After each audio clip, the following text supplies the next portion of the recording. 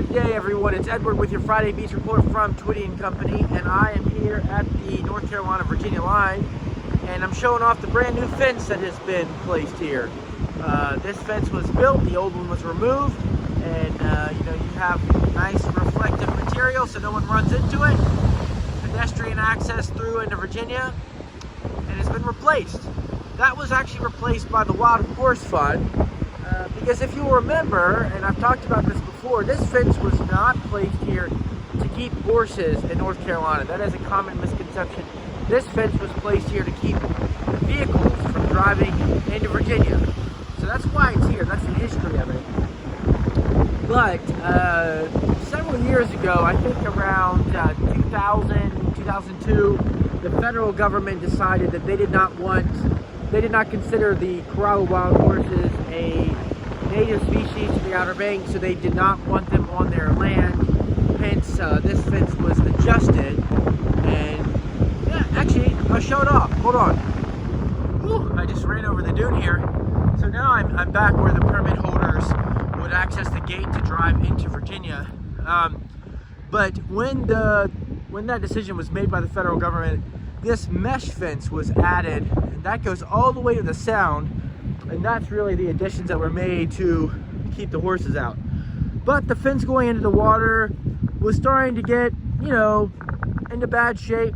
So there you have it. And I'll attach some pictures from the construction process. But the work is all done, so you can park right here and go out to the beach again. I've always encouraged y'all, if you happen to be staying around the 4x4 beach, to park at the Virginia line. Walk up here into Virginia, great places to find shells and things like that, or you might find a car. This got exposed, I guess about a month ago during a storm. You can see we lost a lot of dune here. And yeah, so it looks like a jumble of metal, I know, but you see a coil spring there, and a stabilizer bar, and a steering wheel. Now this is positioned in such a way, I think it could have been pushed up here by a tractor or something, and they did that sometimes to build dunes. They would put some debris in the dune or just shove it up there and then it collects sand. But there were also some fish camps in this area and small homes and shacks years ago, and it could just have been left over from that. And another thing that has happened, it didn't happen so much up this way, but down where Pine Island is now, where the subdivision is down there towards Sanderling and Duck, the beach is not that easy to drive on. You really have to have really low air pressure. And keep in mind, back in the day, no one had four-wheel drive or all-wheel drive.